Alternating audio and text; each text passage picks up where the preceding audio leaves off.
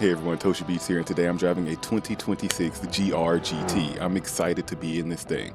This thing comes with a twin-turbo V8, making over 600 horsepower and over 600 torque. So I'm on the island. I'm going to give this thing a review. I know it's been a while since I've done a regular review like this, but like I said, I'm excited to drive this one because it does come with a lot of new technology in it. So look, going forward, look, like I said, twin-turbo V8. 8-speed transaxle, low center of gravity. There is a lot going on with this car when they decided to redesign it. The GR nameplate is new, but the GT nameplate isn't. This is a car that is like from lineage and heritage. Like they wanted this to be like one of their best cars back when it came out. And it really meant a lot. And that's why when you're trying to look for one now, they're extremely expensive. So to have a new iteration of the car out, this feels great. Like this is going to be the new production car for Toyota, and I'm happy to have it. This thing is going to go through a lot of tests with me today. The runway is the first to get the 0 to 60 out of the way. It said it has a top speed of 320 miles per hour, 320 kilometers per hour, excuse me. So we're gonna see what this is like. Traction control is on.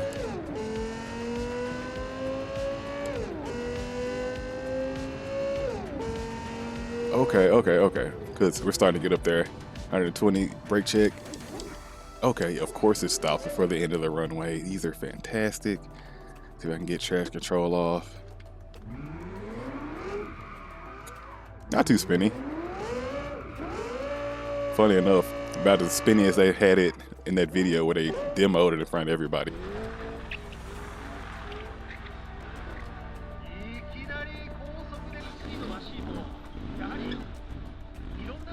Anywho, all right, back down the runway.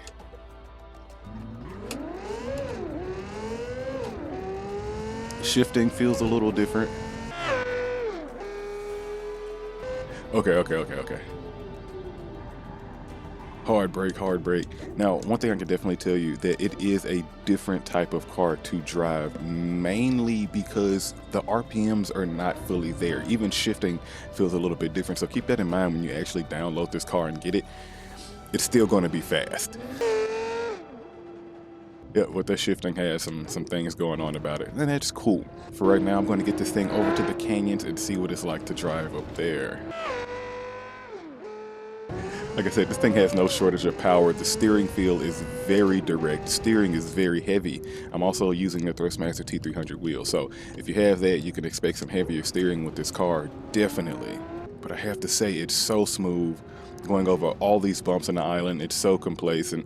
It's not trying to knock me around the road. Honestly, you almost, because this is a sim, I get it, but you almost actually don't feel the road. I don't know whoever made this mod didn't actually like program too much road feel into it, but it's there. It is just not as dramatic as a lot of other cars that make it.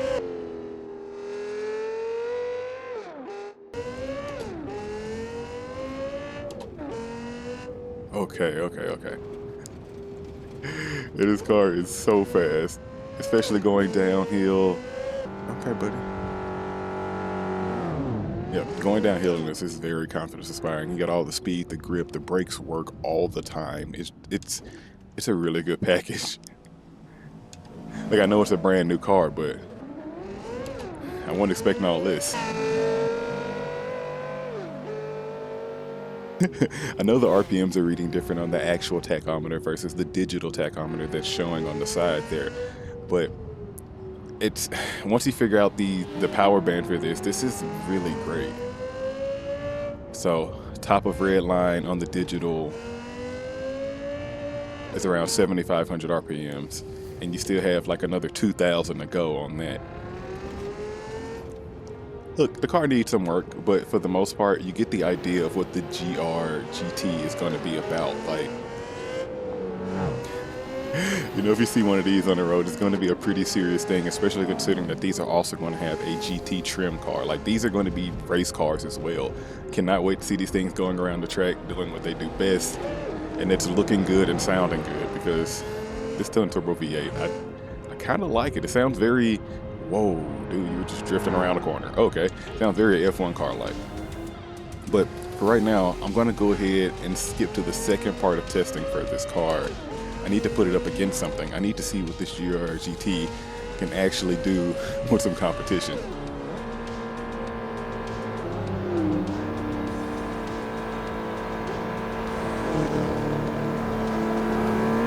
Alright, so to continue putting this car to the test, I've decided to bring it to the drag strip just for a couple of passes, and then I'm going to actually take it to a track to see what it's like to get an actual lap time, because I'm very curious. This is a actual proper engineered car from Toyota. These vents are not fake. Everything about it is meant to perform and not only just look good. So like I said, drag race, see what this thing does, and then we're going to take it to the track to get some type of lap time with it. Oh my, oh my, oh my. Very curious. Oh, I'm gonna miss this. Okay. I messed up on the first pass because it took me forever to get the camera set up and in position. Now here we are. We're gonna do our first pass and see what this GT can actually do. If I can get the mouse on the wheel. Okay.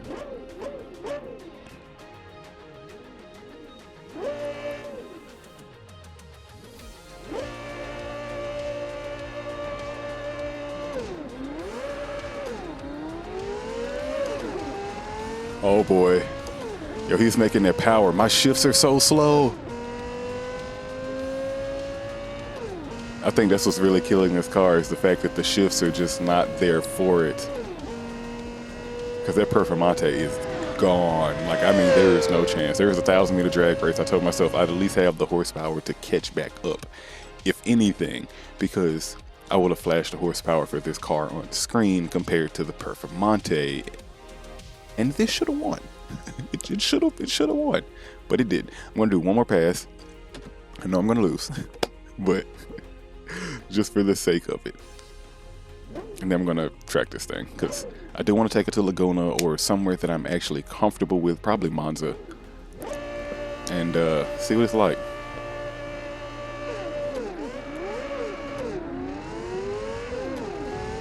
Yeah. From second to third, dude just takes off. It's gone from there.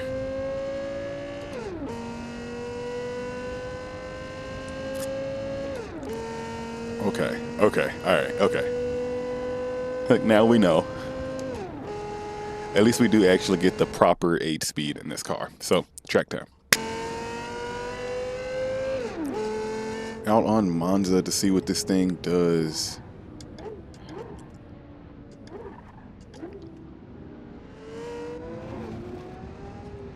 Okay, to have some proper pavement under this car, it feels even smoother than it did before.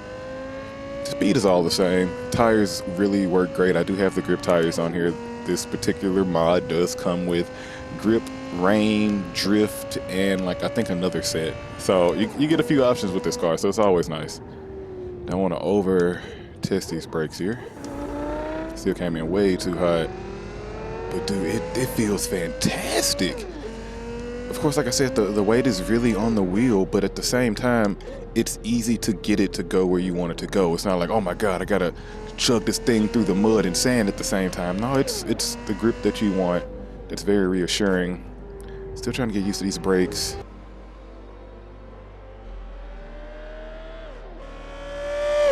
Honestly, I'm pretty sure I'm making up a term here, but track manners for this car, like, this is really nice. Like, as long as you're comfortable with the track, you don't have to worry about trying to like overstep with the car and making a mistake. And this definitely keeps you in a good spot. It stays gripped up. The power is very linear, so it's really smooth to get around. All right, coming up to some traffic. Let's see how we do on power compared to theirs. I do have their opponent's strength all the way up, so this thing does have the power, just it's a little slow about getting to it.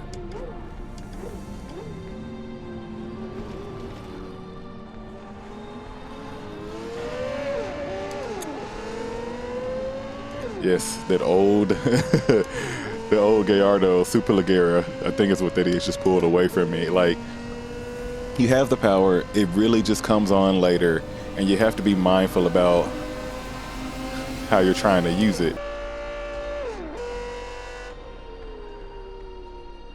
Yeah, after getting this car around track more, you can definitely see that there's a lot of opportunities for you to actually use this power, but you have to use it wisely, especially considering that the way everything shifts so far, it's not the fastest thing in a group, which is fine.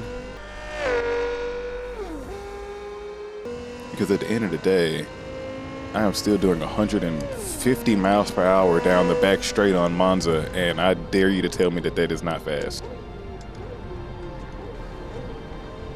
And the way I was just able to slide into that, you heard those tires screeching. They were angry at me. And it just grips up and goes through these turns and just takes them. Like this is a good drive. Toyota, you did a good job. If it actually does drive like this.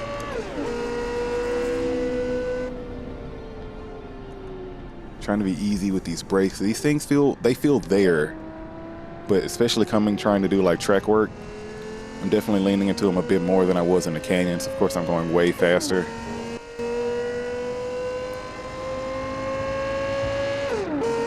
Okay. Oh my goodness. Sorry, McLaren. A 202 for the last lap. Like I said, I just want to come here and see what it does, see how this car reacts on track, especially around another group of cars with similar-ish power levels. Okay. Oh yeah. Trying to weave this thing in and out of traffic, it is a hoot. Like I said, that steering is heavy, so you have to be quick and you have to be ready. I really feel it when I'm going in these braking zones.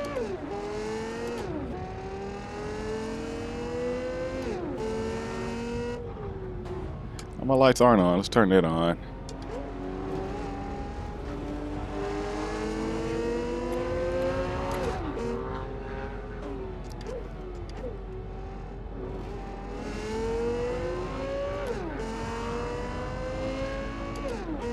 Yeah, okay. Honestly, this car is just all smiles for me. I really do enjoy driving this thing. It looks good, sounds good, feels good. And to know that Toyota has said, hey, yo, we're going to go ahead and fully engineer this thing. We're going to make sure it's right. We're going to make sure that LFA has a successor. We're going to make sure we get a production car. We're going to make sure we have a race car. To me, this is Toyota's like Hail Mary as far as anything automotive goes, and just saying, no, we're going to have the best thing out there. Yep, this is it. I love it. I want one. All right, everyone, you know what I like to say, like, comment, subscribe, and I will see you in the next car. I'm going to keep playing with this GT and seeing how it feels around more tracks, because I'm really happy with this thing.